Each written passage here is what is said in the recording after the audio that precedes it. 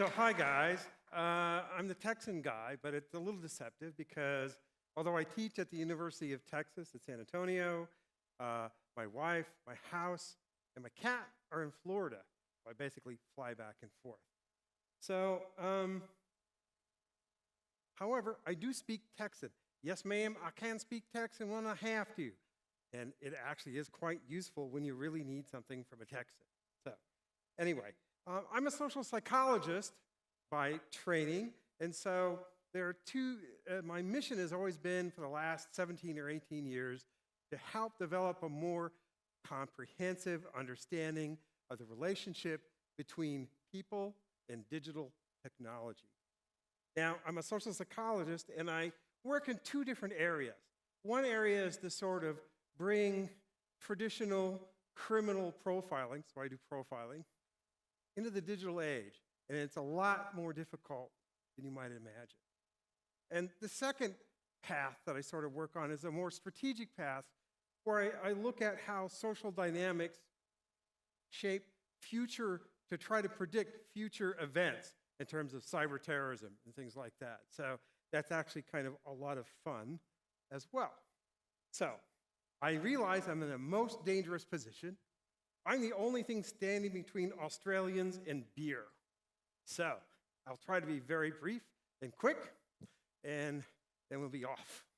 So basically, we spent a lot of time and we spent a lot of resources boarding up the front door. We've got firewalls. We got IDS systems. And we even spend a lot of time rattling doorknobs to make sure the door is secure. But we've left the back door unlocked and often open. That is, by the back door, I'm referring to the fact that while we've spent billions of dollars on technical defense, we spent next to nothing understanding how social dynamics like deception affect people and organizations on the net. Now, if you think that deception on the net isn't a problem, just ask the voters in the United States about the recent presidential election. According to a recent Pew Internet poll, about 1 out of 3 Americans regularly receives what they call fake news. And 1 out of 4 Americans will pass that fake news on and share it with other people. And over half of those folks who share that fake news know it's fake news, and they send it on anyway. So it's a pretty difficult thing, but it's really important because you can stack hardware and software up everywhere.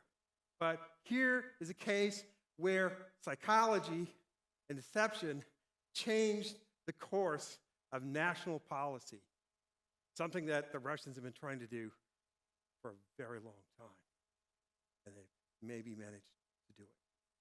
So deception is also a big component of online presence of a number of terrorist organizations, including Daesh and Al-Qaeda. So, but before we get back to that, I want to talk for just a second about the fact that deception's been an element of society for hundreds of years. In fact, in the form of magic. And in fact, if you look at the first chapter in the book that he showed you, it's all about magic. And there are a lot of cues that you can learn from magic about deception in terms of passive misdirection, active misdirection, mental stimulation, emotional stimulation, all sorts of things that apply to things that happen on the net. Pretty interesting. In fact, we actually consulted with a professional, well-known professional magician to write that chapter, although we can't name them because magicians don't like to be seen outing stuff. So anyway, social scientists have been working on how deception works on people for many, many years.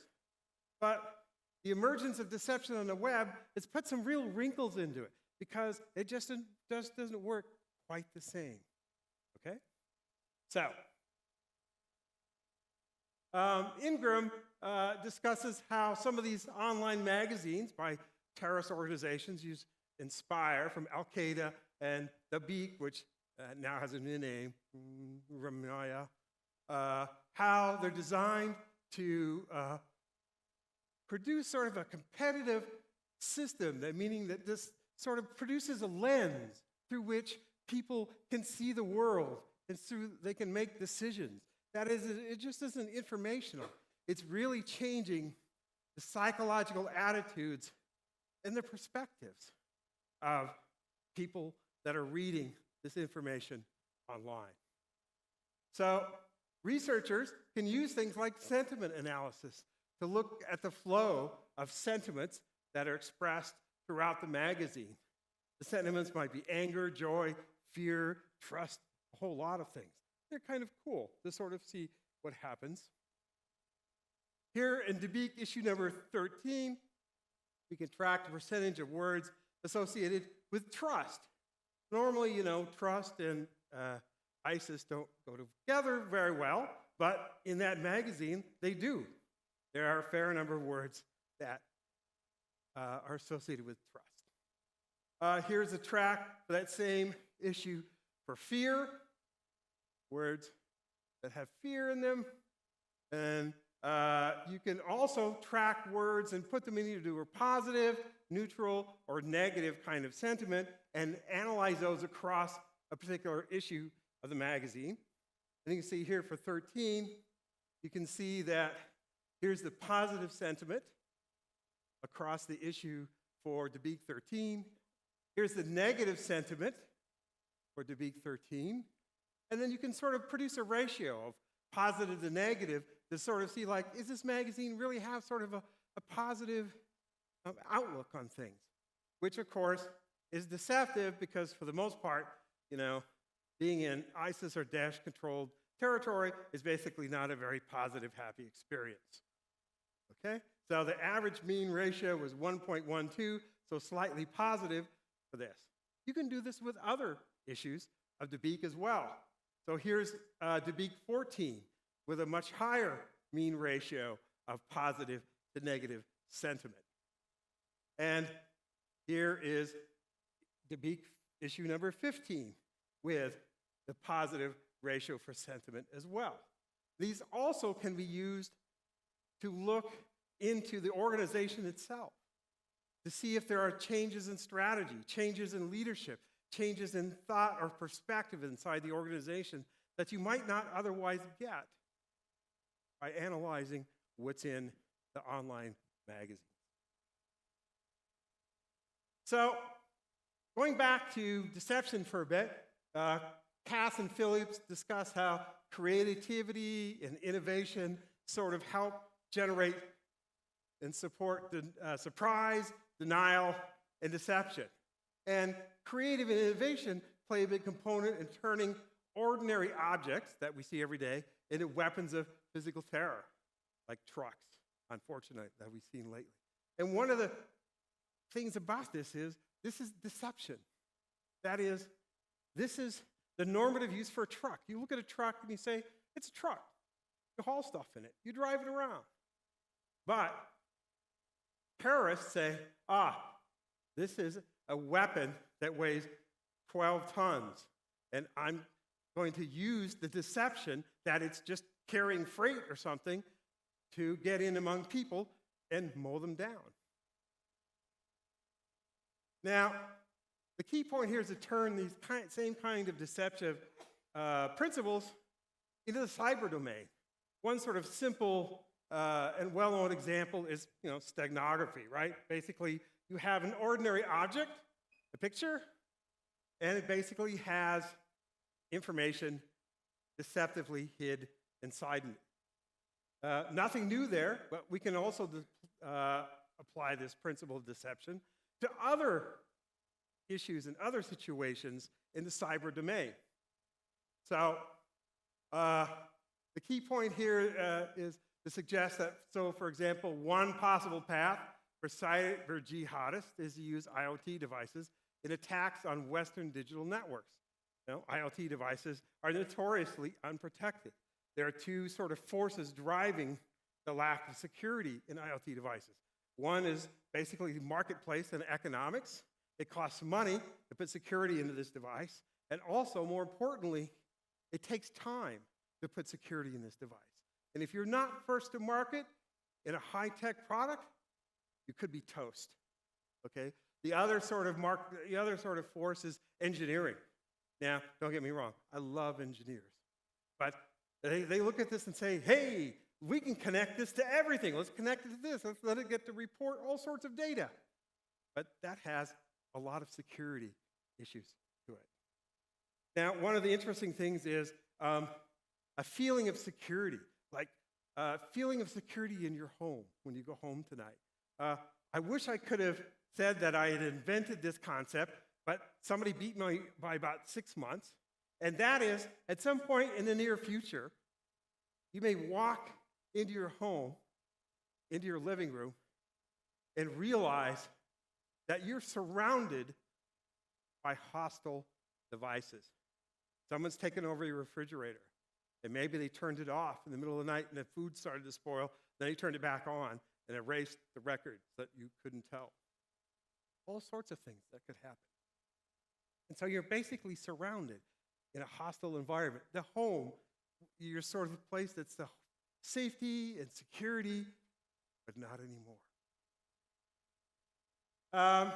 Another dimension of deception in jihadist toolbox is the use of rich media. Rich media in and of itself is known as being very persuasive, especially online. And Subhani points out that cyber jihadists often use rich media for several objectives: to intimidate Western governments and also to enhance their image among Muslims. They also point out that rich media can employ a lot of different deceptive pieces to it. So, for example, The Flames of War, a pretty famous jihadist rich video, basically has distorted pictures, voice enhancement, and torch-lit speeches like the old days in Germany. Sorry, Max. Okay. The idea here is that rich media contains a lot of opportunities for deceptive manipulation. And sort of corresponding with that, Fisher talks about the media mujahideen, where the roles of audience and content producer basically blur. The ubiquitous nature of rich media as software tools for editing and special effects make it possible for content producers, they produce something, and the audience gets a hold of it, and they take these software editing tools or video editing tools or sound tools and further enhance or distort the media. So the audience themselves become basically content producers. And it has this kind of echo effect, like you would see in a mathematical time series, like an autoregressive effect. It's pretty interesting.